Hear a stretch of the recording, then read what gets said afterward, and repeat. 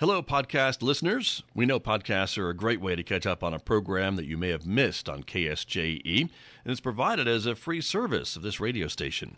But you know, KSJE is now listener-supported, and so while you enjoy this podcast, we hope that you'll also take some time to join KSJE. Become a member today. It's quite easy to do. Just go to our website at ksje.com/support and pick the level of support that best matches your budget. Thanks again for listening. Here's your podcast.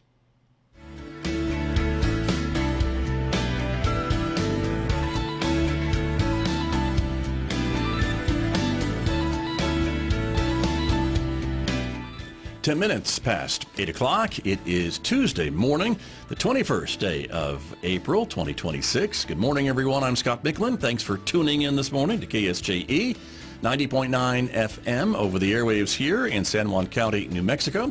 In Durango, Colorado, we broadcast at 103.3 FM. And if you're listening to my voice from anywhere else on the planet, you've gone to our website to tune in. That's ksje.com. Or maybe you're listening through the KSJE radio app. Also, welcome to our viewers who are watching me live this morning. The video streaming out to the KSJE Facebook page and also to our YouTube channel. It's great to have you all with us this morning for the program coming up today. We are focused on Aztec Schools this morning, getting an update on federal programs and other programs going on with Aztec Schools this morning. So stay tuned for that conversation. It begins in the next few moments right here on KSJE. And then later on this morning, it's our Adopt a Pet Tuesday segment, of course. We'll be checking in with the Farmington Regional Animal Shelter. They'll be telling us about some of the pets available for adoption this week. So stay tuned for that. Coming up, 8:50 a.m. right here on KSJE. Next hour, of course, it's Roving with the Arts. Mick Hess will take us roving. It's our weekday classical music program starting up at 9:06. A reminder, you can also subscribe to KSJE podcasts. They're available wherever you listen to podcasts, or even better, download and use the KSJE radio app. You'll find our podcast right there. You'll also be able to listen live and lots of ways to stay connected while you're on the go. The app available now at the App Store and on Google Play. And a reminder, too, you can register and support KSJE on May 2nd with the annual KSJE Zero Mile Fun Run. It's exactly what it sounds like, a fun run of exactly 0 miles. We get together at 10:30 here at San Juan College. The run starts around 11. It will end about 11:01 because it's 0 miles. But $15 will get you a T-shirt, and you'll support the station, or come to see us on May 2nd in the morning and pay $20 on the day of the quote-unquote race. Outside our studios at San Juan College this morning, it is current 50 degrees under mostly sunny skies. We're expecting a partly sunny day today with the high reaching 75 in Farmington. Cloudy overnight, the low 51. It'll be a windy day tomorrow. We could see gusts up to 45 miles per hour on Wednesday with a high of 72 tomorrow. Windy Wednesday night, the low 45. Sunny but cooler on Thursday with a high of 60. Partly sunny, 65 on Friday.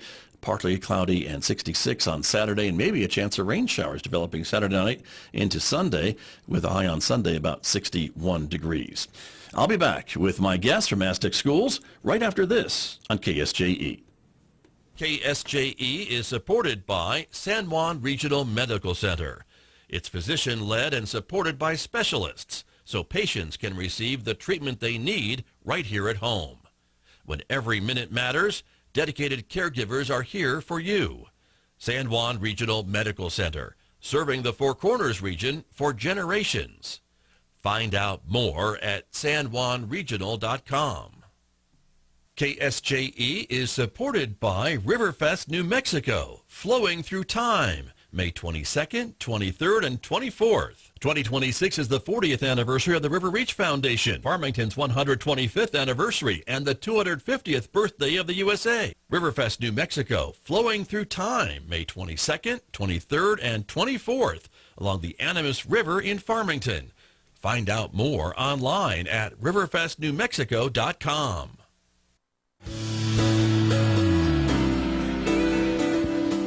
Now back to Studio A and the award-winning Scott Michlin morning program on KSJE. I'm back in the studio this morning with my guest from Aztec Schools, as I mentioned. Dr. Warman Hall is here. He is the Director of Federal Programs for Aztec Schools, who also got the wardrobe memo this morning. Dr. Hall, good morning. That's exactly right. They told me how to dress. There you are. We matched this morning, so it's great to have you here. Welcome back. to KSJE. It's a pleasure to be here, Scott. It's always nice to get to chat with you and talk a little bit about what's going on with the school district. So I'm very glad to be here this morning. Wonderful. Well, thank you for coming in. And let's get started by talking a bit about some of the work that you are working on with Aztec Schools. We were talking before we came on the air this morning that now is the time that you are looking maybe at the next school year and faculty and staff and kind of what you have planned for them, right? Right. So in the schools right now, I think in most of the districts in the area, we're kind of at the back end of sort of testing season with the annual achievement testing that kids need to do. And so it's kind of a perfect time when districts really start to solidify plans for the professional development focus that we're going to have next year, or what kind of initiatives are we going to do for our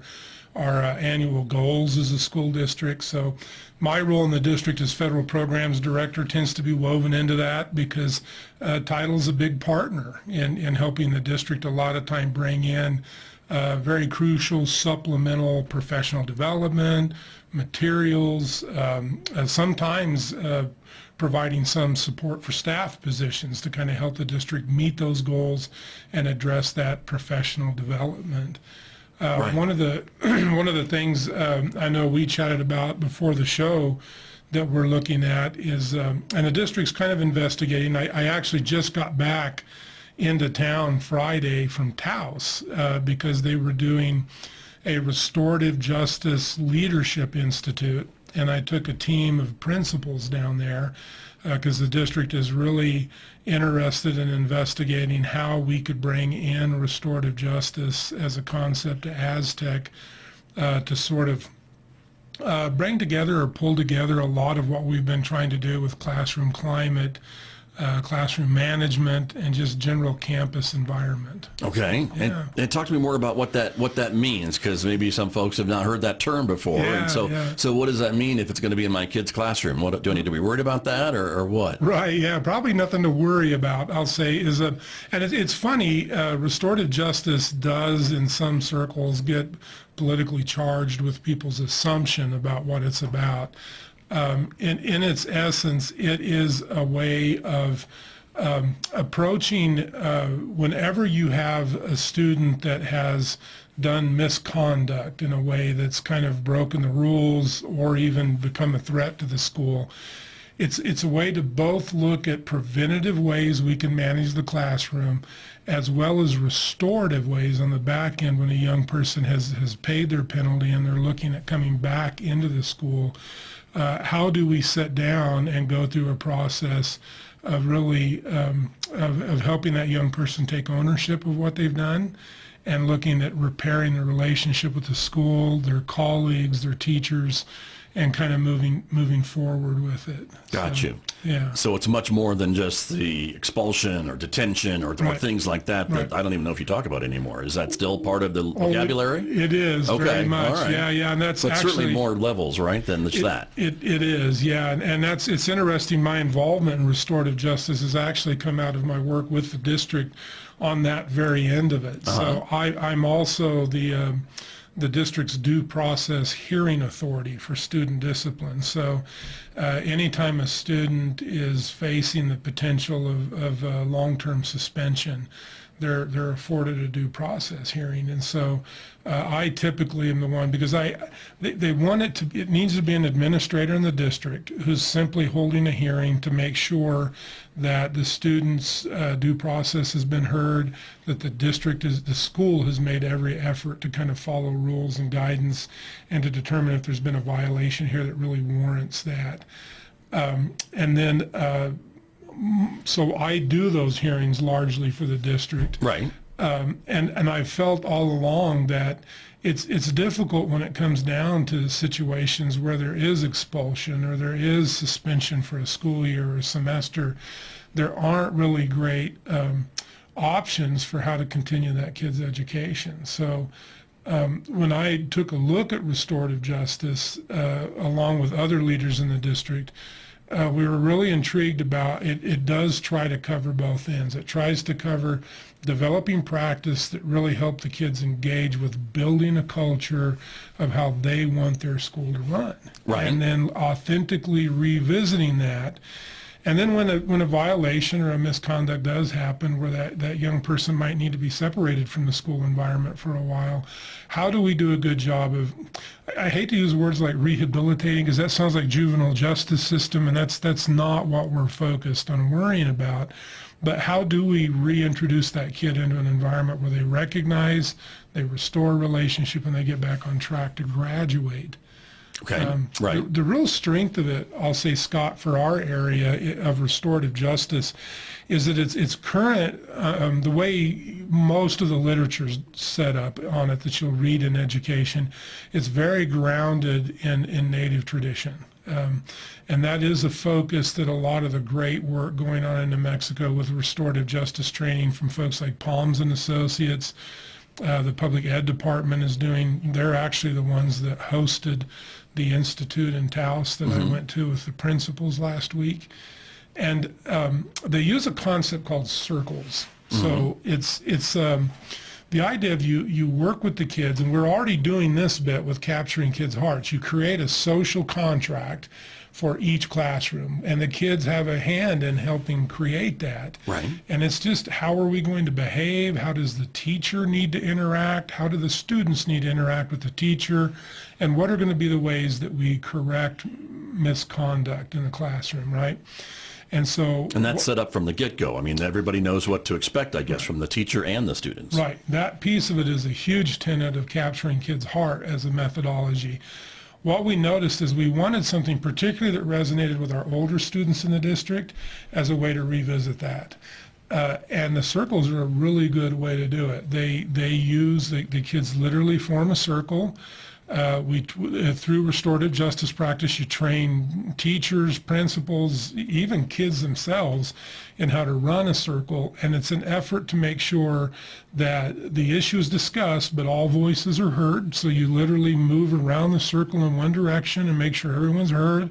Someone typically a lot of times will keep notes and they'll restate what's been heard in the circle, and then you close the circle after you've addressed it. And the real objective being to identify the need that brought us together. So that might simply be a classroom teacher doing that once a week to revisit the standards, the contract that they've put together as a classroom, right. Particularly when he or she's noticing that some kids have forgotten a line or two on that social contract, and they're just finding a way to revisit coming back to it. Nice. Studies are showing if we'll take an approach like that in your average classroom, it greatly reduces the time that a kid loses or the class loses by having to send them to the principal for referral. Particularly when you're taking the same approach that when the kid goes to the office, how are they engaging with the principal to come to an understanding of what they've done to violate, so that when they come back, it's through some restorative process as well. So gotcha. That's one of the things that we're kind of investigating, and we really appreciate that it ties together the work we're already doing with capturing kids' hearts, and it also introduces part of the culturally and linguistically diverse efforts that the state of New Mexico's public ed department is really pushing. It's been highlighted through the Yazzie Martinez lawsuit, obviously, but it's just good practice. I mean, we have very distinct cultural backgrounds for the kids in our region, and we should be doing everything we can to create structures that are respectful and even incorporate elements of what's going on in all the cultures in the area. Yeah, sure. That makes a lot of sense, of course. And it sounds like too, by having this extra maybe restorative justice policy or policies, it gives you as the hearing officer a bit more tools to deal with some of these disciplinary issues maybe that come before you, I guess, right? Absolutely, yeah. And I think that bad rap, that polarizing of the notion of restorative justice comes from a perceived tendency for the program to say, oh, all you do is, slap them on the wrist and give them a sucker and send them back to class, and that's all restorative justice is, and it is not intended to be that. And I think that has been my interest in, so for the last 4 to 5 years that I've been in this role as federal programs director, I was asked to also be the hearing officer, because you want an administrator in the district to do it, but it needs to be someone separated from the site so that they can look at it fairly and impartially. And I don't know if I was asked to do it because I'm all that fair and impartial, or if I'm doing penance for the number of students I had to take to hearing as a principal in my former role. But it really dawned on me that we needed a better way. If you're facing an issue big enough that expulsion is what the school's recommending, and expulsion's looking like it might be somewhere this is going, we need to also have an eye for this is a young person that's got to have some educational opportunity. And so finding a way to do that through alternative educational settings, or finding a way to do that through ways that really help connect that young person with some behavioral support help, and also require in the hearing to say, okay, a lot of listeners, viewers may not realize it, but an expulsion technically has to be a year and a day, right?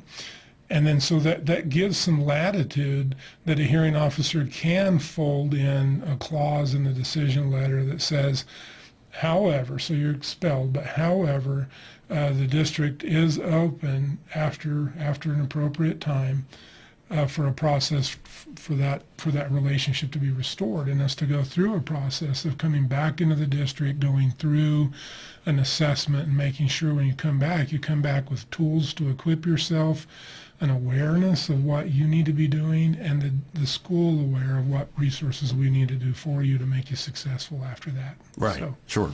And it seems like that's a really important maybe lesson for some of these kids to learn, because absolutely. If they've done something that they're facing expulsion, it's probably something pretty serious. Right. And, in a different circumstance, when they're an adult, that may be even more serious. And a lot of these kids are maybe at that cusp of deciding what path in life they're going to take. Right. And maybe this could help rethink some of those choices that they're making, or decisions that they're making, or what led them to make those decisions. And you've probably seen that in your job over the years of kids that were maybe doing pretty well and something happened and now they're not doing so well, I guess is a good way to say it. Yeah, the role of hearing officer, and it can be heartbreaking in what you're having to do to a kid, and when it comes down to the decision making, but can also see some of the best growth in a kid who's just factors in their life have escalated their frustrations, aggressions, negative behaviors to a point where they have done something that the school can't just, do a minor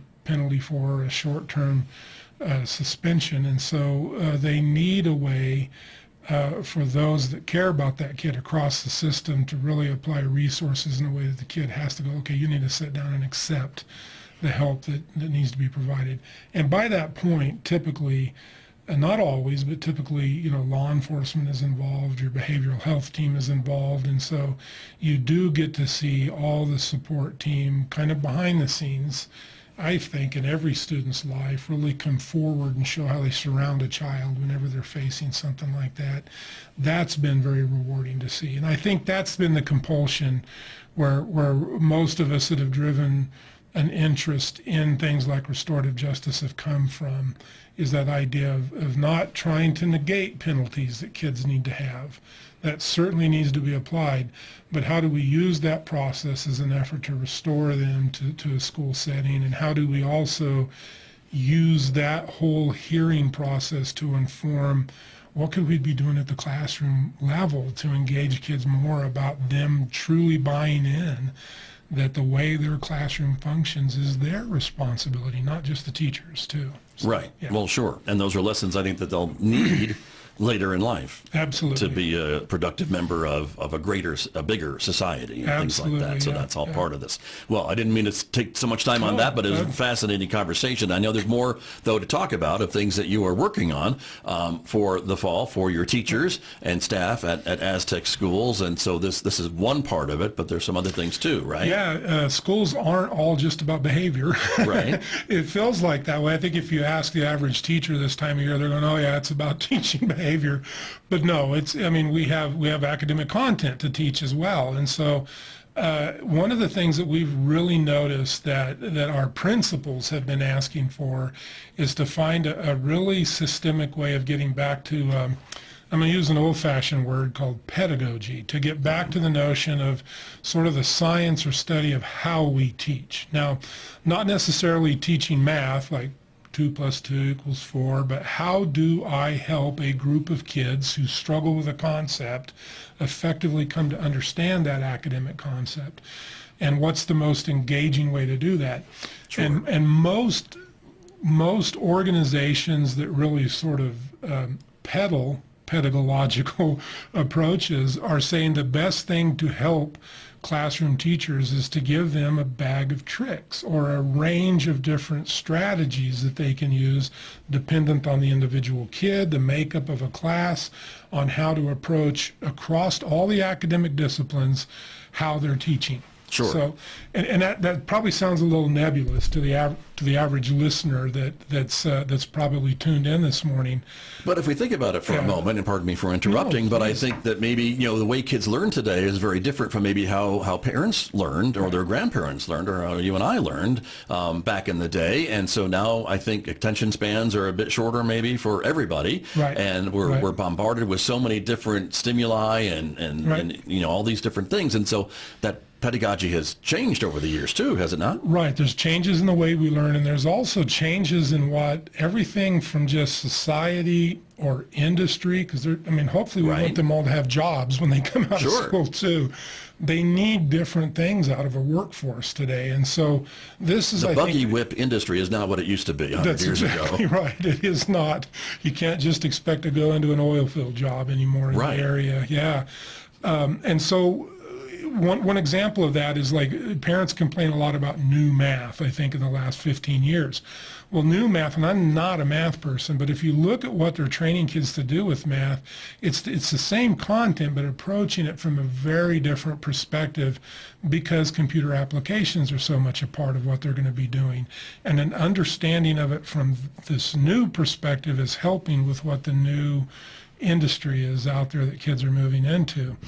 So we want teachers to be effectively equipped on how to help those kids. So when you take it to kind of among the younger kids, one strategy that I'll just highlight that's fairly common is they use this term. It's called an I do, you do, we do approach. Okay. And that's kind of an older traditional breakdown of how a classroom would go. I do is the teacher demonstrates a solution or a problem on the board, then provides the kids maybe individually an opportunity to practice. They pull out a worksheet or scratch paper and kind of try to replicate the process, and the teacher pauses it and goes around and checks for understanding. Mm-hmm. And then at a point, the whole group comes together, or small groups, and we do as a group. And it's to help kids see there's the model of the teacher's taught lesson, there's my effort, but then I can help my peers, I can see how the learner next to me is approaching it. That's a very old pedagogy. Right. But that still works though. It still works. And most of what they're doing is tweaking some respected pedagogies and taking a modern twist on it, and being cognizant of watching your learners. A lot of it has to do with really time efficiency too, because most of our high school classes break down to about a 50-minute block, right? And so the more the teacher can do to be very effective with protocols that allow for engagement and fluidity, but also don't take a whole lot of time, and having to shut the class down and chew them out over classroom rules is the number one time waster. And so again, in a way, restorative justice, capturing kids' hearts, is a pedagogical approach because it's meant to establish a culture in the classroom that's focused on learning. But when a teacher's asking an entire class, okay, so I've just gone over quadratic equations. What's your comfort level with understanding? And a teacher will use a protocol of something like a fist to 5, where the kids will be encouraged to put up a 5 that says, oh, I've got it. I feel like I could go up there and explain it. They can teach it. Right. Yeah. Explain it. To a 4, 3, 2, 1, or a 0, which means I'm so lost, we need to stop, and I need individual help. That sounds like me with math. But yeah, I hear what you're saying. Alone. Yes, sir. Okay. So yeah, but that helps the teacher, I guess, understand too maybe what the majority in the class is getting out of that lesson, or and who needs maybe some additional help or whatever. Maybe team up some of the 5s with some of the fist throwers and showers and explain. Maybe they can help each other out, figure it out. That's exactly right. And a lot of what I'm explaining sounds like, well, that's all focused on a new teacher, right? A veteran teacher knows how to do all that. Well, they might have once, but veteran teachers too will drift and they'll forget, and things will get in the way, frustrations with kids, frustration with the pacing of their curriculum sometimes. And so the district hasn't chosen an approach necessarily. Farmington's got one it's been using a couple of years. We've been giving a very interested eye in a concept called Teach Like a Champion. And it's a really neat deal. It comes with a resource book for the teachers. They've done a great job of breaking down each of the strategies or tactics that a teacher might have in their toolkit to help their classroom. And then it really helps our principals, because when they're in observing a teacher, it's one thing for a principal to see this is broken, something's falling apart, or this is great. Right. But to be able to zone in on what strategy or technique that's being used is causing this classroom to function really well, or what is it crucially missing, and to be able to pull something out of a resource kit that has a scripted name on it to say, how about you try practicing a fist of five technique with them whenever you're doing whole group feedback time with your students. And that's a very simplistic, but there's far more like very specific strategies that they would use. So I'll just circle it back to saying that it's something that we're looking at academically bringing in, because our principals have really led the effort to ask for it. And so it is something that Mrs. Cox in our instruction office, Superintendent Laws, and our principals are asking if we can do, and how can Title help supplement when it comes to providing a resource like that. Very good. Well, Yep. That's what's coming for That's teachers it, at right. in Aztec schools, and much, much more. Before we run out of time this morning, Dr. Hall, I wanted to ask you about some behavioral health programs. The district's been recognized, I think, by the state as one of a few districts in our state to receive some money and some grants from the state to help with behavioral health services in the district. Talk to me about that. Right. So the state of New Mexico is really devoted. The governor actually, by executive orders, authorized quite a bit of spending on behavioral health statewide. And the component of it that affects public education is literally the Behavioral Health Initiative. And what they've done is it's sort of a historic partnership between PED, the public ed department, and the Department of Health in the state, that they are jointly leading this effort, where they've identified 6 to 8 districts for various reasons, but some of it has been like innovative behavioral health programming that the districts have brought in. Mm-hmm. And they're wanting to use the 6 or 8 of us in the initiative to stand up a comprehensive behavioral health plan for our district as a pilot for how that might be rolled out as a statewide implementation to help districts from a holistic, comprehensive point of view help across the spectrum of behavioral health resources. Students and staff is kind of the focus of it. So I actually am joining a Zoom call later this morning. We Nice. do regular check-ins with them, but I think Aztec, they haven't told us formally this is why, but and I'm kind of proud that Title has been able to help with some of the behavioral health stuff that we've done. We've brought in for 2 years now, kind of at our high school level, I feel a pretty innovative program called the Counselor app. And so you might be familiar with like these teletherapy, therapy and counseling apps. Sure. One that's out on the popular market is like BetterHelp. Mm-hmm. Well, the Counselor app takes that general structure and I think improves on it, because everyone that engages with a student in a school that's on the Counselor app is a certified therapist. And so it's been great. Our kids may need to talk through something. Often a high school the size of like 700-800 kids might only have 1 or 2 counselors that are able to help with group or individual sessions.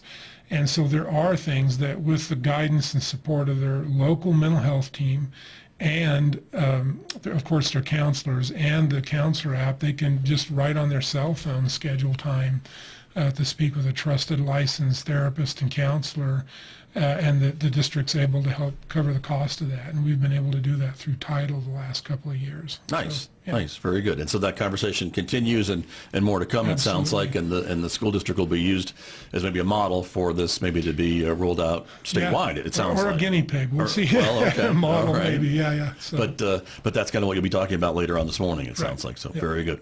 Well, Dr. Hall, it's always great to have you here to have a great conversation, and I appreciate you coming in and talking with me about all things Aztec, and we'll look forward to seeing you back here sometime soon. It was a wonderful experience, and thank you. It's good to see you again. You too. Thank you very much. That's Dr. Warman Hall, Aztec Schools Director of Federal Programs, my guest here on KSJE. Did you enjoy that podcast? We hope that you did. And if you did, share it with your friends. And if you really want to keep podcasts like this coming, please support KSJE. You can do it easily online at ksje.com.